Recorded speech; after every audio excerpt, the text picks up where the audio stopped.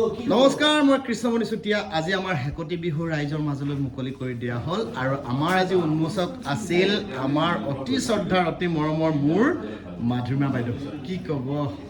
খুব ভাল লাগিছে আৰু কৃষ্ণমণি ধন্যবাদ। ইমান সুন্দৰ এটা বিহু মানে আজি ভিডিঅ' ৰেকৰ্ডিং মানে ভিডিঅ'টো উন্মোচন হৈছে আৰু সেইখিনি কৰিবৰ কাৰণে মই সুবিধা পালোঁ আৰু তাৰ কাৰণে ধন্যবাদ জনাইছোঁ। আৰু চবতকৈ ভাল লাগিলে এনেকুৱা এটা ভিডিঅ' আজি ৰেকৰ্ডিং মানে উন্মোচন কৰিলোঁ, যিটো গীত হেকতি বিহু একদম মই ক'লোঁ যে মাটিৰ গুণ থকা। মই সদায় পৰম্পৰাৰ লগত আচলতে লাগি থাকোঁ। মই পৰম্পৰাটোৰ কাৰণে বহুতে হয়তো কয় যে পৰম্পৰাটোৱে অকল নচলিব, কিন্তু মই ভাবোঁ যে আমাৰ জাতিটোৰ নিজৰ চিনাকি জীয়াই থাকিবলৈ হ'লে আমাৰ পৰম্পৰা জীয়াই থাকিবই লাগিব।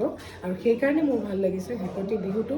এইটো মানে আমি সকলোৱে জানো যে অসমৰ বিভিন্ন অঞ্চলত কিছুমান বিহু প্ৰচলিত হৈ থাকে, যিটো আমি সৰ্বসাধাৰণ সকলোৱে নাজানো। তেনেকৈ শদিয়াৰ কিছু কিছু অঞ্চলত এই হিকতিটো মাৰি মাৰি কৰে। ভিডিঅ'টো কেনেকুৱা লাগিলে? ভিডিঅ'টো মানে খুব সুন্দৰ লাগিছে। অভিনয় যিখিনিয়ে কৰিছে, কৃষ্ণমণি আছে, সামন্তিকা আছে, সামন্তিকা সকলোৱে জানেই।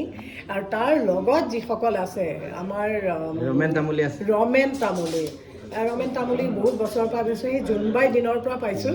গতিকে খুব সুন্দৰ হৈছে আৰু খুব খুহুতীয়া হেৰি এটা আছে মানে ভিডিঅ'টোত।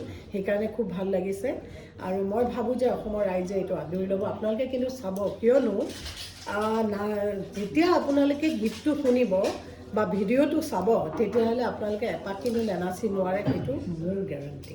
ধন্যবাদ বাইদেউ।